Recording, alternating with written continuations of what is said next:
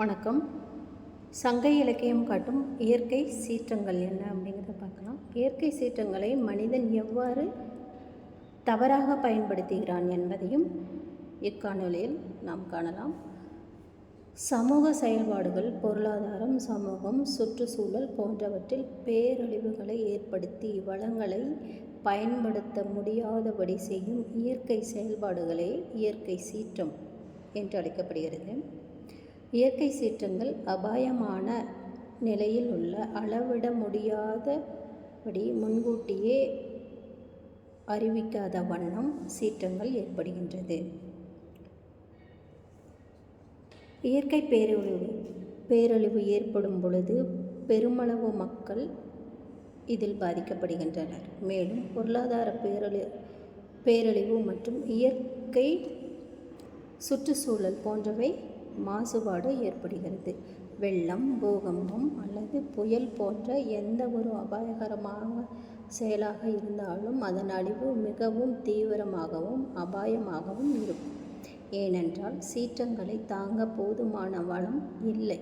மேலும் நோய்வாய்ப்பட்ட மக்கள் இதற்கு ஒரு காரணமாக அமைகின்றனர். சீற்றங்களை தாங்க போதுமான வளம் இல்லை என்றாலும் அதிக அளவு உயிர் சேதம் மற்றும் பொருள் சேதம் ஏற்படுகின்றது. பாலைவன பகுதியில்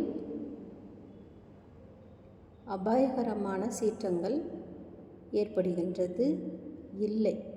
ஏனென்றால் அச்சீற்றங்களில் பாதிப்பை ஒருமுறை ஏற்படுத்திவிட்டால் பல ஆண்டுகளுக்கு அச்சீற்றங்கள் அந்த இடத்தில் காணப்படுவது இல்லை. இயற்கை அபாயங்களாக எதை பார்ப்போம் என்றால் சூறாவளி புயல்கள், சுனாமி அலைகள், பூகம்பம் மற்றும் எரிமலை சீற்றங்கள் போன்றவையே இயற்கை செயல்பாடுகளால் ஏற்படும் இயற்கை சீற்றங்கள் ஆகும். நிலச்சரிவுகள், வெள்ளம், வறட்சி, தீ விபத்துகள் போன்ற இயற்கை சமூக அபாயங்கள் மனித செயல்கள் மற்றும் இயற்கை சீற்றங்கள்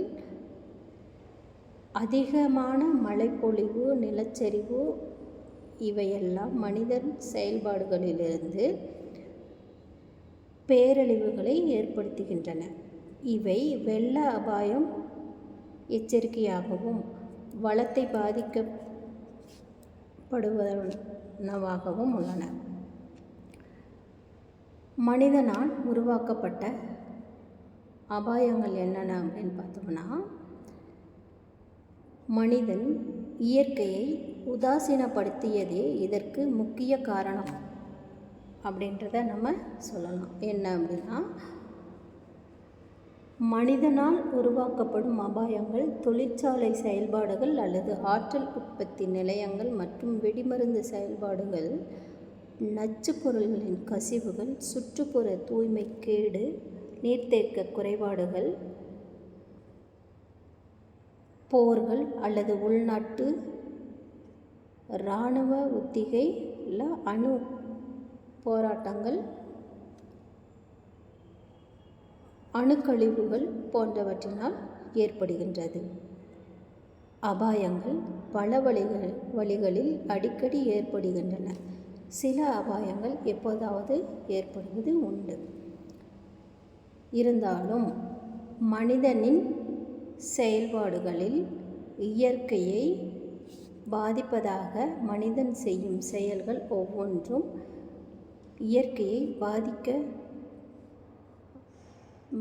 பாதிக்கப்படுகின்றது.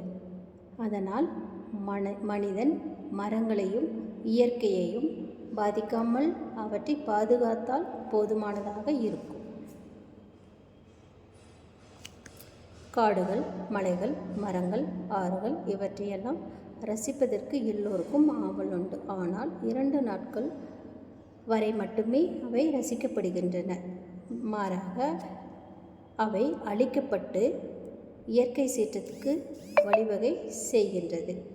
இவ்வாறு காடுகளையும் மலைகளையும் மரங்களையும் ஆறுகளையும் பாதிக்காத வண்ணம் நாம் அவற்றை பாதுகாப்போமே. ஆனால் இயற்கை சீற்றங்களிலிருந்து நாம் நம்மையும் நம் சுற்றுப்புறத்தையும் பாதுகாக்க முடியும்.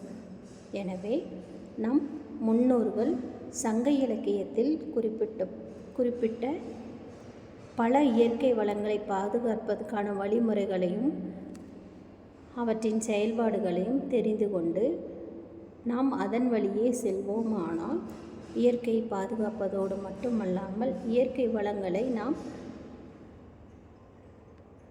பயன்படுத்த முடியும் என்பது இதிலிருந்து நாம் தெரிந்து கொள்ள முடிகிறது. எனவே இயற்கையை அழிப்பதற்கு பதிலாக நாம் பாதுகாக்க முற்படுவோம்.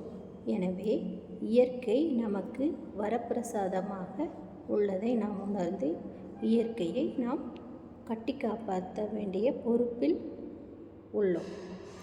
பூமியை பற்றிய